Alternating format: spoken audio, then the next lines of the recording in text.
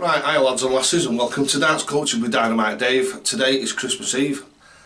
Unfortunately, Dynamite Dave is really poorly. I've got serious dose of man flu. Started off not too bad, and now it's got to a point where it's really bad. Anyway, so you'll have to bear with the way that I'm talking. It's quite obvious that I've got a bit of a cold or something, which I suppose is what women would call it, a touch of a cold, whereas we think that we're dying. Right, so what we've done is I've had several requests and what have you over the last few days, week or so, where I put the practice videos up. People have noticed that I played round the board on one of them.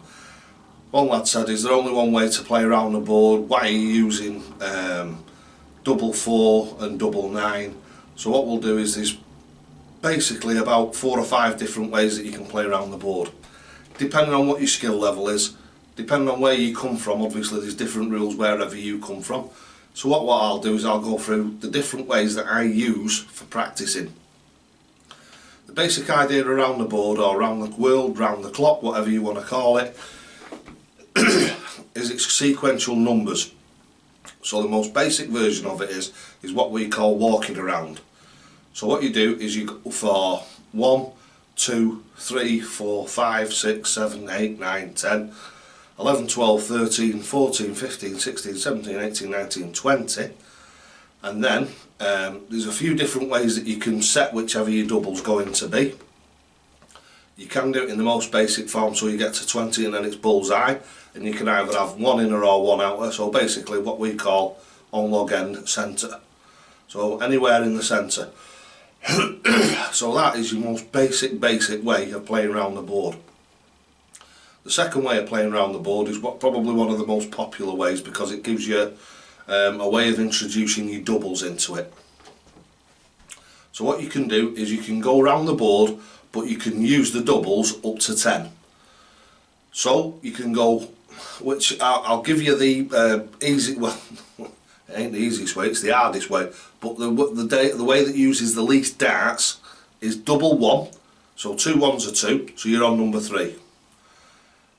You hit number 3, single 3, double 4.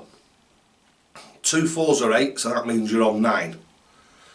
So you either, choice is yours then. If you want to do it the puritanical way, is you hit 9 and then you go double 10. So your first double was double 1. Then what you do is you go double 1, bullseye. And your bullseye can either be 2 outers. It's got to be in the same 3 arrows, so in one visit you've got either 2 outers, so 2 green ones, 1 inner, or 1 inner and 1 outer. So basically you've got to have at least 2 darts in that bullseye area, the centre as we call it. Then what you do is you get up to the level where I play at, and this is the way that I do it most of the time when I'm actually practicing, because obviously around the outside of the board is great. I do that for my doubles anyway. Another one, just slip another one in there, you can go around on your doubles. If you're not as good as me or getting towards where I am with your doubles, it'll drive you crackers. Because you might have a double like double 7 or something like that, or double 6 or double 14 or something like that you really struggle on, and you could be there for ages and ages and ages. So we just slip that little variation in there, back to the standard one. What we do, or what I do, is I play on the inner ring. So instead of playing around the outside of the board here, we play on the inside ring here. So your trebles then effectively become your doubles, and you play the game in exactly the same manner. So it's double 1. Actually, let's fetch you in a little bit here so you can see a bit better. We're not editing this, we're just going to do it exactly how it comes out. So we're going double 1, 3, double 4, because don't forget your trebles are now your doubles. Then you can either go double 9 or go for double 9. If you hit double 9, great stuff, you're on 18, 2 9, you're on 19. Wake up, David, it's cold. 2 9s are 18, so you're on 19, so it's 2 9s and it's 19, 20, or you go single 9, double 10 here, so you hit the double 10 here, which is your treble 10.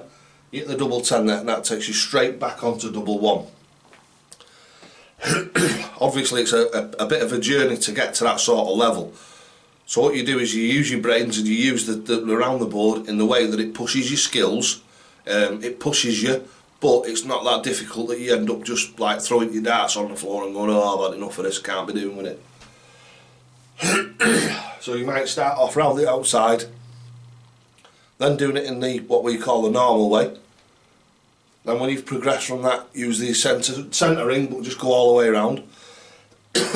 Do your 1 to 20 in singles, 1, 2, 3, 4, 5, all the way up to 20. Same thing again. You can either go direct for bullseye, or you can then use double top, which obviously is your treble 20, which is another good one. Third and final way is using the inner ring, but you can use the doubles. So it's double 1, 3, double 4, 9, double 10, double 1, bullseye. And when you're doing the inner one, you've got to have all 3 darts in the bullseye. So you've either got to have a combination of 2 outers and an inner, 3 outers, 2 inners and an outer, it doesn't matter, but all 3 of your darts must land within that green circle there.